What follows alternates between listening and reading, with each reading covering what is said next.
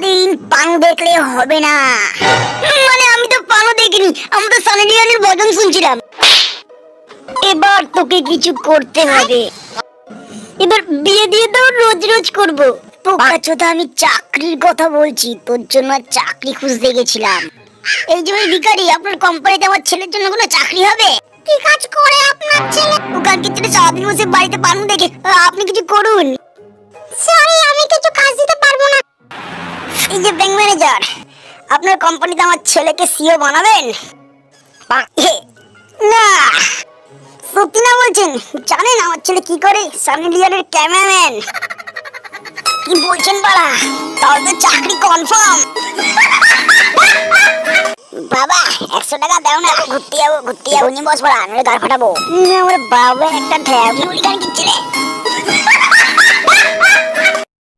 আজকে রেজাল্ট দেব। মদনা, তুই 55% পেয়েছিস।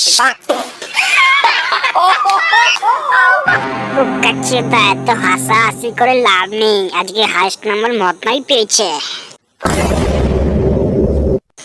আমি সব থেকে বেশি নাম্বার পেয়েছি। আজ আমি হেবি গর্ববতী। ভিডিওটা তো দেখলে, সাবস্ক্রাইব কি করবে বাড়া?